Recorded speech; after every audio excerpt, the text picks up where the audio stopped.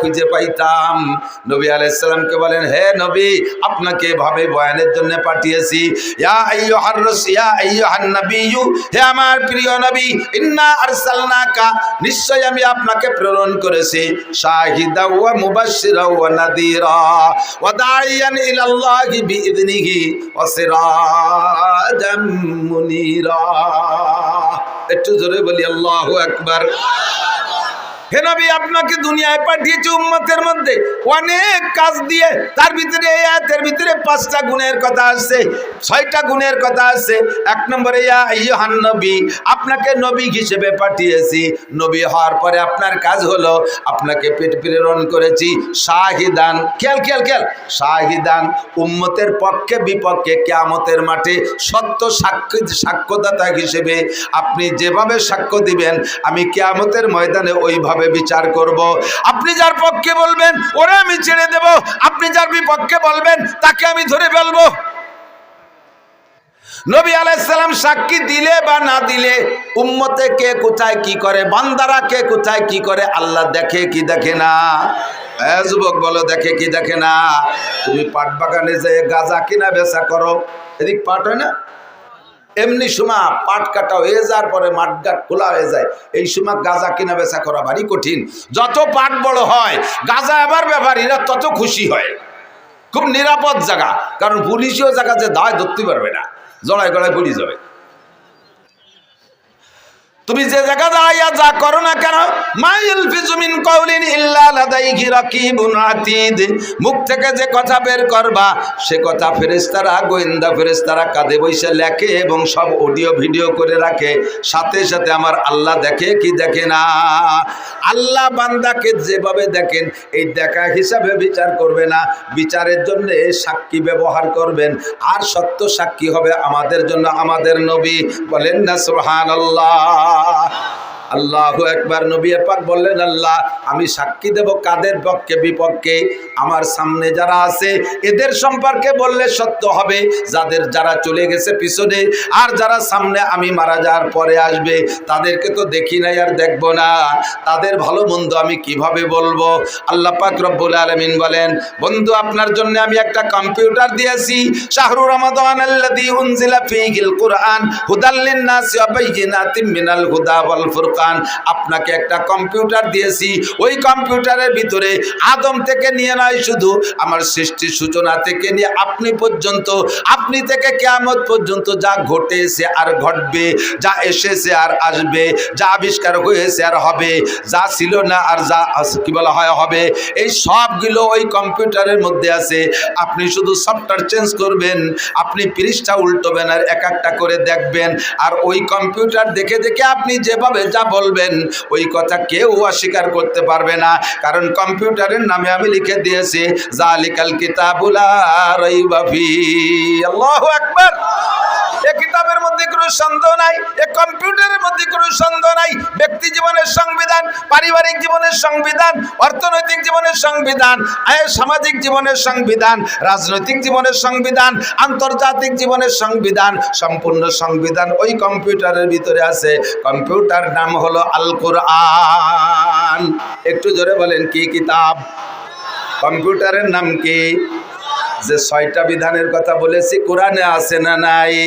হুজুর বলেন, মান জাআলাল কুরআনা আমামাহু, যে ব্যক্তি কোরআনকে সামনে নিয়ে চলবে, কোরআনের ভিতরে তার সবকিছু দেখতে পারবে। কোরআন একটা আয়না, কোরআন একটা গ্লাস, কোরআন একটা কম্পিউটারের সফটওয়্যার, ওর ভিতরে তুমি দেখতে পারবা, ওর ভিতরে সব দেখতে পারবা। তোমার ব্যক্তি জীবনের প্রয়োজন সব ওর মধ্যে আছে, পারিবারিক জীবনের সব কিছু ওর মধ্যে আছে, তোমার অর্থনীতি ওর মধ্যে আছে, তোমার সমাজনীতি ওর মধ্যে আছে, তোমার রাজনীতি কোরআনের মধ্যে আছে না নাই? কথা বলেন, আছে না নাই? তোমার আন্তর্জাতিক নিয়ম কোরআনের মধ্যে আছে। কাজেই কোরআনকে সামনে নিয়ে যে ব্যক্তি চলবা, ওর চলাটা, ওর জীবন বিধান, ওর জীবন যাপন হবে আল্লাহ চাহি রব চাহি জীবন যাপন।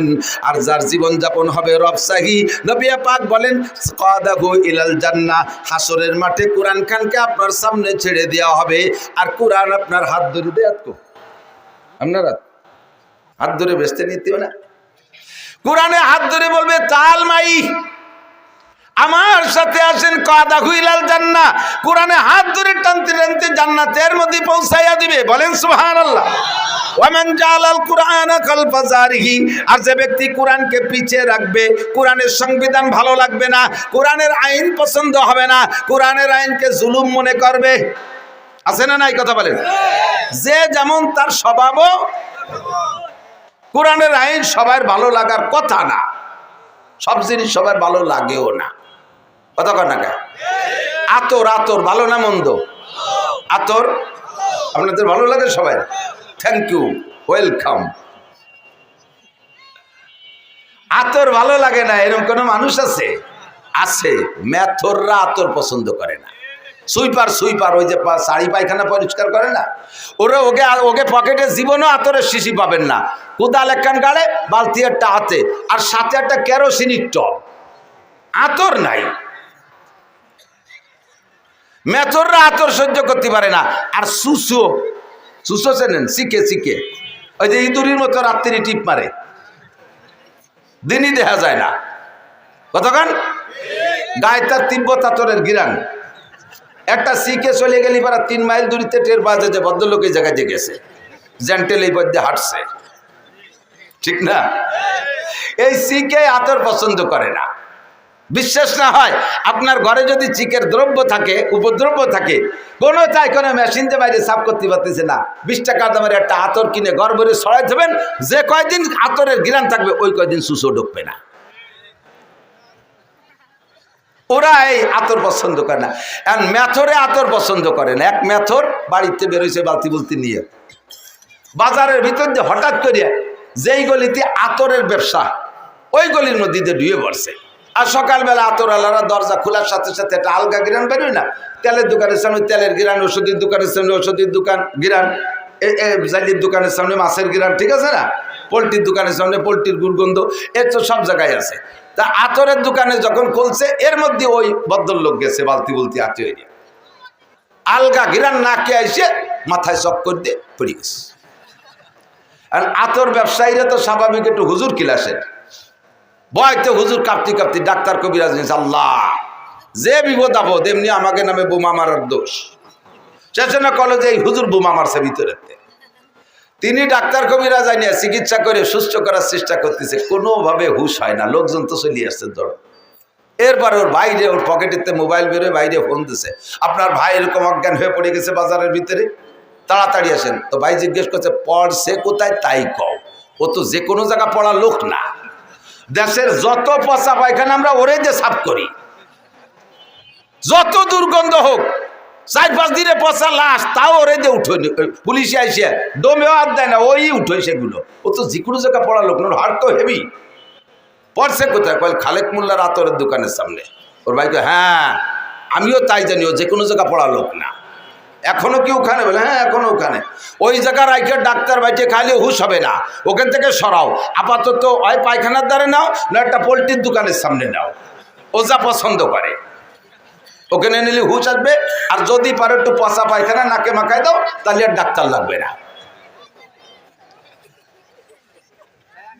সত্যি হয়ে যাচ্ছে, সরাই পোলট্রির দোকানের সামনে নিয়ে একটু মুরগির পায়খানা মাখাই দিছে, সেই বলছে নিয়ামত কোন জায়গা পালিয়ে রে তোরা?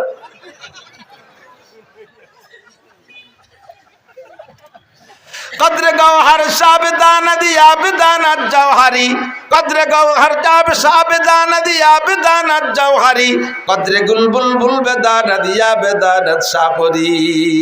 ও দোস্ত, আতরের মর্যাদা সবাই বোঝে না। মেথরে আতর পছন্দ করে না, শিখে সুসোয় আতর পছন্দ করে না।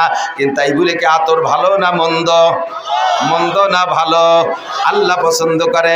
নবী পাক বলেন, হুব্বিবা ইলাইয়া মিন দুনিয়াকুম সালাস, এই দুনিয়ার কিচ্ছু আমার ভালো লাগে না, এই দুনিয়ার কোনোটা ভালো লাগে না, মাত্র 3টে জিনিস ভালো লাগে। তার ভিতরে 1 নম্বরে আত্মীব, হুজুরকে আমার সুগন্ধি ভালো লাগে, আমার আতর ভালো লাগে।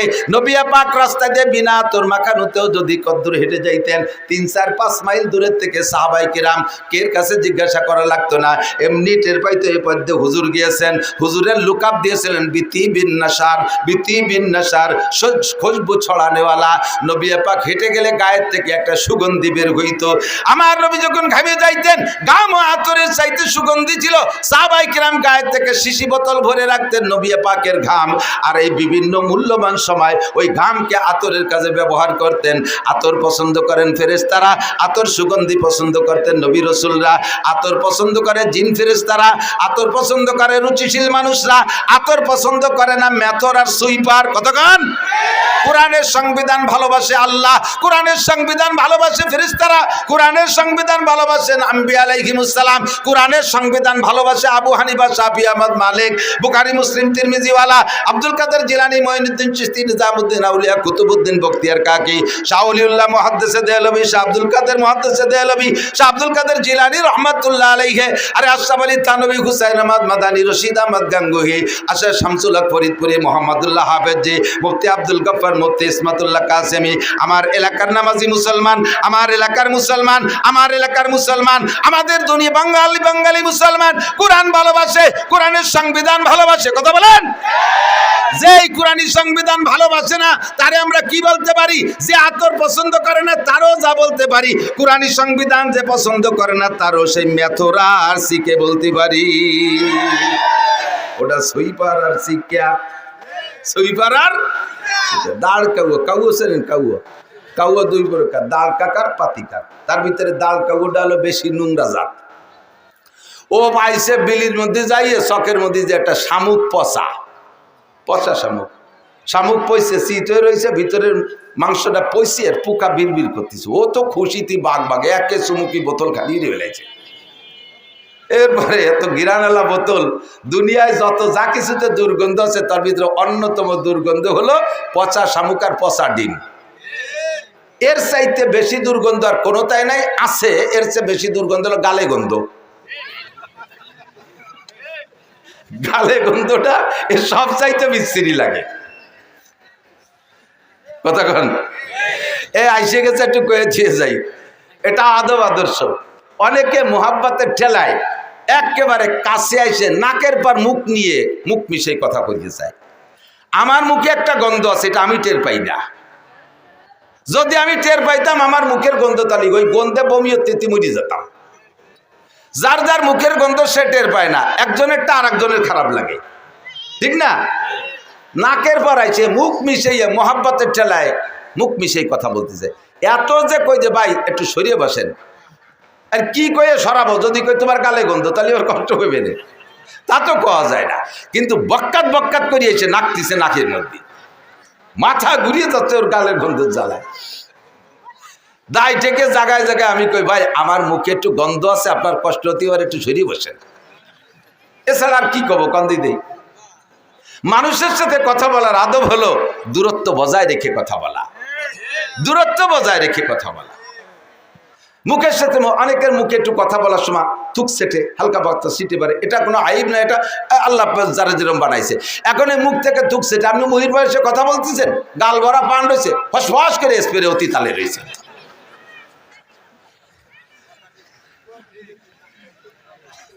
এই গালে গন্ধে জ্বালায় বাসারি কায়দা নাই।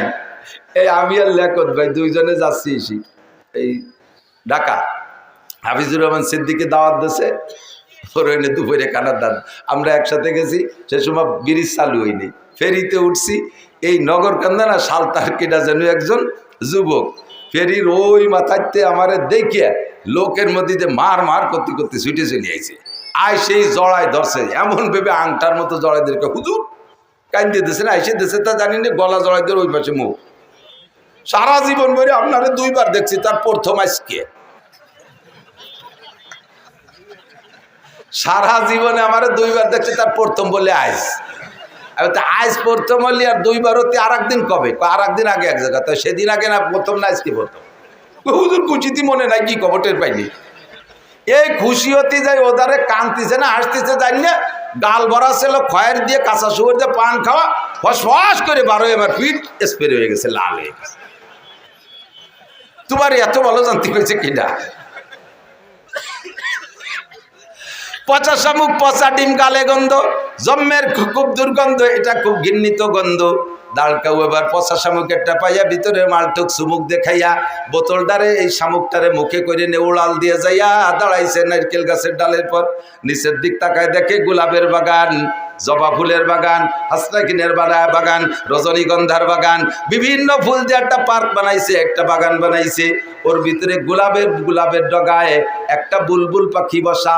বুলবুল পাখিটা ফুলের মধ্যে মুখ দিয়ে মাঝে মাঝে মধু খায় আর একটু কুহু কুহু করে ডাকে। বুজুর্গানে দিন বলেন, সদায়ে কুমরিয়া বাসাদ বকুকু बगोशे मंदराया दल लगो हो, चमन में चू चुकर गाते हैं बुलबुल के फूलों में अल्लाह मियाँ तू ही तो है, तू ही तो, तू ही तो है, तू ही तो। আমরা শুনি কুহু কুহু করে ডাকে, আসলেও কয় আল্লাহ মিয়া তু হি তু হয়, তু হি তু। আল্লাহ ফুলের মধ্যে তুমি, ফলের মধ্যে তুমি, মধুর মধ্যে তুমি, পানির মধ্যে তুমি, ফুলের পাপড়ির মধ্যে তুমি। তাই তোমার জিকির করি আর তোমার মধু খাই। ও তো আল্লাহর প্রেমে পড়ে গেছে ফুলের মধ্যে মুখ দিয়া। ও জিকির করে আর মধু খায়। ওর ওই অবস্থা দিকে কাউ নারকেল গাছের ডালে বসিয়া নিচের দিক তাকায় দেয় যে বুলবুল পাখিতে এই করতেছে। এবার বুলবুল পাখিরে কাউ ওই জায়গা বসে ধিক্কার দেয়, ভৎসনা দেয়, গালি দেয়, তিরস্কার করে। ও বুলবুল পাখি, তুই আমার পাখি বংশের কলঙ্ক, আমার পাখি বংশের ইজ্জত গেছে তোর নামে। জীবনে কোনোদিন একটা মারা গরু খেয়ে দেখলি না? কোনোদিন একটু পচা শামুক খেয়ে দেখলি না? এতে কি স্বাদ? কোনোদিন একটা মরা মুরগি খেয়ে দেখলি না? পায়খানাতে দুটি ফোকা খেয়ে দেখলি না? সারাটা জীবন ফুলির মধ্যে মুখ দিয়ে বসে বসে জীবনটা বৃথা নষ্ট করলি। তোর কারণে আমার পাখি বংশের কেলেঙ্কারি। তোর মতো দুশ্চরিত্রের পাখি হতে পারে না। সারা জীবন ফুলির মধ্যে মুখ দিয়ে বসে রয়েছিস, কাউ জোরে গালি দেয়। বুলবুল পাখি কয়, তোর মতো এরকম অকথ্য ভাষায় তো আমি বলতে পারবো না, আমি তোর আরবিতে জবাব দেই। লা তালুমনি আও ফালুমনি ইন্নামা কুলতুমা কুলতু ওয়াবি আমরুন জালাল। হে কাউয়া, তুই আমারে গালি দিস আর ভৎসনা করিস, ধিক্কার দিস আর তিরস্কার করিস, কিচ্ছু আসে যায় না। আরে তোরে জীবনে কেউ কোনোদিন ভালো হাদিয়া দেয় না। তোরে দেখলি সবাই ঢিল মারে, কাউরে কি ঢিল মারে না? তোরে দেখলি সবাই তাড়া করে, ঢিল মারে। আর আমি বুলবুল পাখি ফুলের ডগায় বসলে ক্যামেরাম্যানরা এসে ছবি তুলে নিয়ে আমারে দিয়ে একটা ক্যালেন্ডার বানায়। আরে আমারে কতজনে কতভাবে লেখে, আমার জীবন চরিত্র লেখে, আমার ইতিহাস তারা রচনা করে। আমারে আদর করে ফেরেশতারা, আমারে আদর করে নবী রাসূল, আমাকে আদর করে জিন ইনসান, আমাকে আদর করে উলামায়ে কিরাম, আমাকে আদর করে রুচিশীল মানুষ। আর তোরে সবাই ঢিল মারে। তোর মতো কাউ আমারে গালাগালি করলে কিছু আসে যায় না। কথা বলুন ঠিক কি ঠিক না? আপনারা এখানে বসে কোরআনের ফুলের ভিতরে মুখ দিয়ে মধু খাইতেছেন, মাঝে মাঝে সুবহানাল্লাহ বলতেছেন, মাঝে মাঝে আলহামদুলিল্লাহ বলতেছেন, কোরআনকে সমর্থন করতেছেন, হাদিসকে সমর্থন করতেছেন, আল্লাহকে সমর্থন করতেছেন, রসুলকে সমর্থন করতেছেন, জান্নাতের আশায় বসে বসে জিকির ফিকির আর দোয়া দুরুদের মধ্যে কাটাইতেছেন। এক শ্রেণীর কাউও মার্কা, তারা আপনাদেরকে বুলবুল পাখি মনে কইরা আপনাদেরকে তিরস্কার করবে, আমি সহ করবে। দেখো এক বলদ কিভাবে চিল্লায় আর কতগুলো বলদ হা করে বসে রইছে। আমরা তাকে বলবো, ও কাউও খা, তুই জীবন ভরে পচা শামুক খা। কতক্ষণ এখনো টেলিভিশনের পচা শামুক মুখে নিয়ে বসে আছে, মোবাইলের পচা শামুক মুখে নিয়ে বসে আছে, বিড়ি সিগারেটের পচা শামুক মুখে নিয়ে বসে আছে, মদ গাঁজায় আবার ফেন্সিডিলের পচা শামুক নিয়ে বসে আছে, মোবাইলের ভিতরে ল্যাংটা ছবি আর কি বলা হয় ওর ভিতরে গেম খেলার মধ্যে ডুবে বসে আছে। আমরা তোমাকে কাউর চাইতে বেশি একটা ভালো মনে করি না। তুমি আমাদেরকে গালি দিলে কিচ্ছু আসে আর যায় না। শাহরু রমাদানাল্লাযী উনজিলা ফীহিল কুরআন, আল্লাহ পাক কোরআনে কারীম নাযিল করেছেন রমজান মাসে। ফীহি হুদাল লিন-নাসি ওয়া বাইয়িনাতিন মিনাল হুদা ওয়াল ফুরকান। আদম থেকে নবী পর্যন্ত, নবী থেকে কিয়ামত পর্যন্ত যত যাহা কিছু আছে সব কোরআনে আছে না নাই? একটা একটা করে পৃষ্ঠা উল্টাবে, দেখে দেখে বলবে, হে নূহ নবীর উম্মত, তোমরা নবীর সাথে এই করেছো। ইব্রাহিম নবীর উম্মত, হে নমরুদ, তুই আমার ইব্রাহিম খলিলের সাথে এই আচরণ করেছো। আমার নবী কোরআন পড়ে পড়ে সাক্ষী দেবে, নমরুদ অস্বীকার করতে পারবে না। ফিরাউন, তুমি মুসার সাথে এই আচরণ করেছো, নবী পাক সাক্ষী দিবেন, ফিরাউন অস্বীকার করতে পারবে না। আমরা এই সব গল্প কোরআনের মধ্যে পেয়েছি। আর কোরআন কি সত্য না মিথ্যা? কোরআনের মধ্যে সন্দেহ আছে? যুবক বলো আছে? যদি কেউ কোরআন সম্পর্কে কটূক্তি করে, আল্লাহ সম্পর্কে যদি কেউ বেয়াদবি করে, তার জন্য আমরা কোর্ট কাছারি আদালত ফৌজদারির অপেক্ষা করতে রাজি। আমরা তাৎক্ষণিকভাবে তাকে জবাব দিয়ে দেব। এই আবাল সরকার বাউল সরকার কয় আল্লাহ মুখ দিয়ে কথা কয় না, হুক দিয়ে কথা কয়।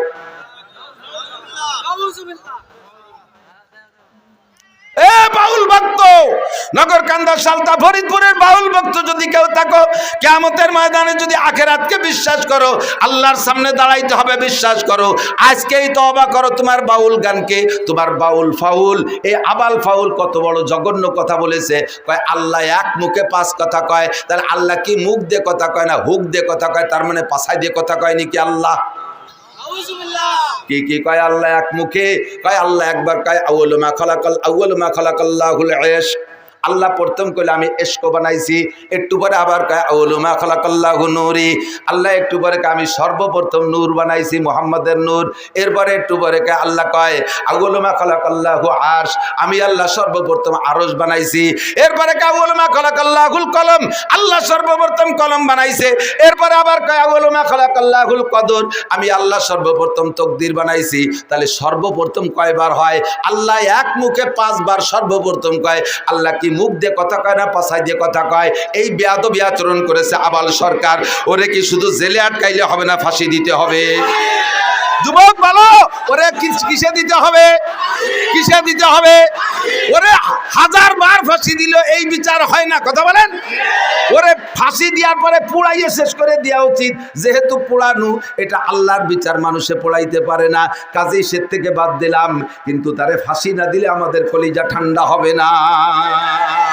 আল্লাহু আকবার! কত বড় গুস্তাখ আর কত বড় বেয়াদব! আমার কোরআনের মধ্যে সন্দেহ। এই কোরআন দিয়ে কিয়ামতে নবী পাক সাক্ষী দিবেন। 2 নম্বরে মুবাশশির, আপনাকে সুসংবাদদাতা হিসেবে পাঠিয়েছি। মুবাশশির, আপনি সুসংবাদদাতা। দেব সুসংবাদ। নবী পাক বলেন আল্লাহ উম্মতরে সুসংবাদ দেব। কও কি কি সুসংবাদ? আরে ভাই মজা মজা।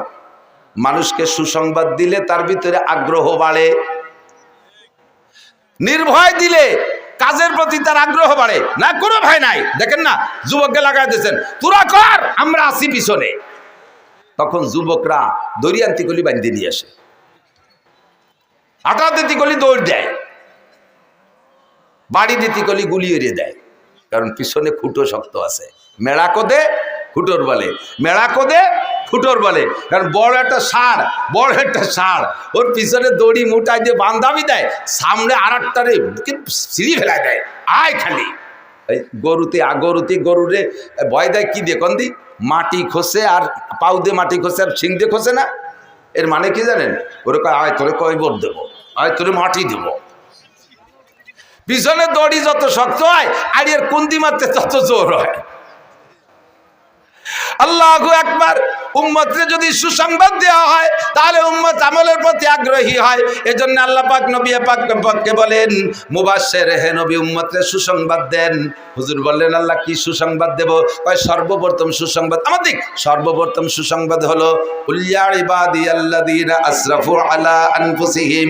আগে উম্মতরে বলেন উম্মত হাজারো গুনাহ করেছে, উম্মত হাজারো গুনাহ করেছে, উম্মত হাজারো গুনাহ করেছে। গুনার ভয়তে আতঙ্কিত এমন একটা পর্যায়ে এসে গেছে, মনে হয় যেন তারা ভয় পাচ্ছে যে আমরা যে পরিমাণ গুনাহ করেছি, এত অপরাধ মনে হয় আল্লাহ ক্ষমা করবে না, আল্লাহ ক্ষমা করবে না, আল্লাহ মনে হয় ক্ষমা করবে না। তাদেরকে বলে দেন কুল ইয়া ইবাদিয়াল্লাযীনা আসরাফু আলা আনফুসিহিম, হে দুনিয়ার মানুষ, তুমি নিজের নফসের উপরে যত ইসরাফ করে থাকো, যত জুলুম আর অত্যাচার করে থাকো, লা তাকনাতু, ভয় পেও না, লা তাকনাতু, ভয় পেও না, তুমি তওবা করো। এই মর্মে আমি ভাই আবুল ভাইকেও বলি এখনই তওবা করেন, যা বলেছেন তার থেকে খালেস তওবা করেন ওপেনে। আপনার ওই কটূক্তি যেমন সারা দুনিয়ায় ছড়িয়ে পড়েছে, আপনার তওবাটাও সারা দুনিয়ায় ছড়িয়ে পড়ুক। আল্লাহ ক্ষমা করবে, আমরাও ক্ষমা করে দেব। কথা বলেন ঠিক? কুল ইয়া ইবাদিয়াল্লাযীনা আসরাফু আলা আনফুসিহিম, নফসের উপরে যারা জুলুম করেছো, লা তাকনাতু মির রাহমাতিল্লাহ। মদ খাইছো, গাঁজা খাইছো, ইয়াবা খাইছো, ফেনসিডিল খাইছো, হিরোইন খাইছো, চুরি করছো, ডাকাতি করছো, লুচ্ছমি করছো, বদমাইশি করছো, জিনা করছো, ব্যভিচার করছো, আইলঠেলা, জাল, দলিল, মিথ্যে সাক্ষী, মিথ্যে মামলা, জারি যাত্রা, করসা, গাজীর গান, গুণযাত্রা, এরপরে ব্যারাক অ্যাডামস, কারিতা, বিআরডিবি, স্বনির্ভর, জাগরণী চক্র, আশা, প্রশিকা, গ্রামীণ ব্যাংক, দাঁড়াই মচ্ছ, খাড়াই খাইছো, আইটি পায়খানা করছো, আকাম কুকাম যা করছো জীবন ভরে চলে আসো, তোমার জীবনে সব গুনাহ মাফ করে দেয়া হবে। আপনারা কষ্ট পাইছেন নাকি? সুবহানাল্লাহ বলেন না, যেই কইছেন। এর সে সুসংবাদ আর আমার হাতে নাই। ও ভাই, একটা লোক রে, আপনাকে যদি বলতাম আল্লাহ তাআলা বলছেন, হ্যাঁ বান্দা ভয় নাই, তোমারে কোটি কোটি নেকি দিয়ে দেব, আমি তাতে অত খুশি না যদি আল্লাহ বলেন তোমার একটা গুনাহ মাফ করে দেব, তাতে যত খুশি হব। বোঝেন? কোটি কোটি নেকি দেওয়ার চাইতে একটা গুনাহ মাফ করে দেয়া বড় পুরস্কার। আপনারে সরকার ডক্টর ইউনূস সাহেব আপনার ঘোষণা দিয়েছে, তুমি এই 5ই আগস্টের আন্দোলনে অগ্রনায়কের ভূমিকা পালন করেছো, তোমার জন্য বিশাল একটা পুরস্কার আমি রেখেছি, তোমার জন্য একটা চেয়ার রাখছি সচিবালয়, কি বলা হয়, মন্ত্রণালয়, একটা মন্ত্রণালয় তোমার জন্য বরাদ্দ রাখছি, বাহ্যত্ব সহকারে নিয়ে মন্ত্রণালয় আপনারা দিয়ে দিয়েছে। গ্রাম্য নগর কান্দার একজন সাধারণ যুবক খুশি হইয়া তারে যদি ডক্টর ইউনূস একটা মন্ত্রণালয় দিয়ে দেয়, এটা কি বলেন, তার দুনিয়ায় বসে ভেসতে পাওয়ার মতো খুশির বিষয় না? কিন্তু বসায় দেওয়ার পরে বলতেছে, তোমার হাসিনের আমলে একটা মামলা আছে, সেই মামলায় ফাঁসির অর্ডার হয়েছে, আজকে বেলা 2টার সময় তোমার ফাঁসি দেওয়া হবে। একে পাদে আগা সারা না? এই মন্ত্রণালয়ের খুশি কি আর তা থাকবে? কোন কি বলবেন, স্যার মন্ত্রণালয় ছেড়ে দিলাম, আরো যদি কিছু পুরস্কার বরাদ্দ থাকে ছেড়ে দিলাম, আমার নিজস্ব সম্পদও দিয়ে দেব, বাপের থেকে যা পাইছি তাও দেব, মাম বাড়ির চেয়ে যা পাইছি তাও দেব, আমার জীবনটা ভিক্ষা দেন স্যার, আমার ওই পদাপতির দরকার নেই। কথা কন ঠিক না? সেম কোয়ালিটি, কোটি কোটি নেকির চাইতে আল্লাহ যদি একটা গুনাহ মাফ করে দেয়, তাতে আপনাকে 7000 বছর জাহান্নাম থেকে বাঁচাই দেওয়া হয়েছে। একটা মিনিট জাহান্নামে থাকতে পারবো না, আর 7000 বছরে একটা গুনার কারণে। আল্লাহ পাক বলেন, ইয়া ইবাদিয়াল্লাযীনা আসরাফু আলা আনফুসিহিম, ও যুবক এত বড় সুযোগ ছাড়িস না, এত বড় সুযোগ ছাড়িস না। আল্লাহ পাক বলেন সারা জীবনের সব গুনাহ মাফ করে দেব। 1 নম্বর সুসংবাদ। 2 নম্বর সুসংবাদ, ইউদাফিলুল আযাবু ইয়াউমাল কিয়ামাতি ওয়া ইয়াকলুদ ফীহি মুআনা ইল্লা মান তাবা ওয়া আমানা ওয়া আমিলা আমালান সালিহা ফাউলাইকা ইউবাদদিলুল্লাহু সাইয়্যাতিহিম হাসানাত। তোমার সারা জীবনে খেয়াল করে না, তোমার সারা জীবনে যত গুনাহ করেছো, এখনই তওবা করে নেক আমল করার প্রস্তুতি নাও, এখনই তওবা করে সম্পূর্ণ উল্টাই ফেলো। আমি দাড়ি কাটতাম, কাটবো না, বিড়ি খাইতাম, খাইবো না, মিথ্যে কথা বলার অভ্যাস, মিথ্যে কথা বলবো না, ফরজ তরকের অভ্যাস করবো না, সুন্নত তরকের অভ্যাস করবো না, বেপরদা করার অভ্যাস ছিল করবো না, আমার ফেসবুকে হায়া ছবি দেখার অভ্যাস দেখবো না, আমার মদ গাঁজা খাওয়ার অভ্যাস ছিল খাইবো না। এর থেকে পাক্কা সিদ্ধান্ত পাল্টায় তুমি নেক আমলের প্রস্তুতি নাও। আল্লাহ পাক বলেন বিগত জীবনে যত গুনাহ করেছো শুধু ক্ষমা করে দিয়ে শেষ হবে না, ফাউলাইকা ইউবাদদিলুল্লাহু সাইয়্যাতিহিম হাসানাত, তোমার সমস্ত গুনাহ সংখ্যা পরিমাণ নেকি দিয়ে দেয়া হবে। আল্লাহ যে আল্লাহ হইয়া আর আমাকে বানাইয়ে কি দায় ঠেকছে, জীবন ভরে আকাম কুকাম করব, একটু আস্তাগফিরুল্লাহ বললি সব পাল্টায় নেকি বানায় দেবে। এরপরও যদি আমি সেই দরজায় না যাই, তাহলে আল্লাহ কি করবে বলেন? তাহলে আল্লাহ যা করবে তাও আল্লাহর হাতে হিসেব আছে। ফি নারি জাহান্নামা খালিদিনা ফিহা আবাদা, বিশাল জেলখানা, ওই জেলখানাতে বেরোতে পারবে না। দুনিয়ায় এখন যারা আপাতত জেলে আজতে গেছে না, অনেক মানুষ গেছে না, এরাও চাইতেছে আল্লাহ কোনো মতে একটা নির্বাচন হোক, নির্বাচনে যে দল ক্ষমতায় আসে আসুক, একটা ক্ষমতাসীন নির্বাচিত সরকার হলেই আত্মীয় স্বজনের মাধ্যমে যে কোনোভাবে আন্ডারগ্রাউন্ডে বস্তা টস্তা দিয়ে মুসা টুসা দিয়ে একটা সাইজ করিয়ে বেরোতে পারবো, এই অপেক্ষায় রয়েছে নির্বাচনের জন্য। হাসরের মাঠে এমন কোনো নির্বাচন হবে না যেই নির্বাচনে আল্লাহ তাআলা ফেল করে আর একটা আল্লাহ আসবে আর সেই আল্লাহরে ঘুষ দিয়ে বেরোয় চলে যাবা, এমন কোনো সুযোগ নাই। আছে? আছে। বিচার দিনের মালিককে সূরা ফাতিহা পড়ি আলহামদুলিল্লাহি রাব্বিল আলামিন আর রহমানির রহিম, তারপরে মালিক ইয়াউমিদ্দিনের কি মানে? বিচার দিনের মালিক একমাত্র আল্লাহ। সুপ্রিম পাওয়ার আল্লাহর, প্রধান বিচারপতি আল্লাহ, প্রেসিডেন্ট হলে আল্লাহ। আল্লাহ পাক সর্বময় ক্ষমতার মালিক। ওই জায়গায় আর কোনো নির্বাচন হবে না, ও জায়গা ঘুষোঘুষি চলবে না। আল্লাহু আকবার। ইয়াউমা লা ইয়ানফাউ মালুন ওয়ালা বানুন, ইয়াউমা লা ইয়ানফাউ মালুন ওয়ালা বানুন। ওই দিন মাল আর সন্তানের কোনো ফায়দা আসবে না, ইল্লা মান আতাল্লাহ বিকলবিন সালিম। তুমি ফ্রেশ অন্তরে, পবিত্র অন্তরে, পবিত্র কলবে, পাক্কা ঈমান নিয়ে যদি যাইতে পারো দোস্ত, জীবনের গুনাহ থেকে তওবা কইরা স্টার্টিং ডান দিক ঘুরাইয়া ফ্রেশ ঈমান আর আমল নিয়ে যদি যাইতে পারো, তাহলে তোমার জন্য রয়েছে জান্নাতিন, আল্লাহ জান্নাতিন তাজরি মিন তাহতিহাল আনহার খালিদিনা ফিহা আবাদা। এমন একটা জান্নাত তোমার দেয়া হবে, তার মধ্যে 4টে নদী থাকবে। জোরে বলেন কয়টা? প্রত্যেকের জান্নাতে 4টে নদী, পদ্মা, মেঘনা, যমুনা, ধলেশ্বরী। এই সাইডে নাকি? এই সাইডে না।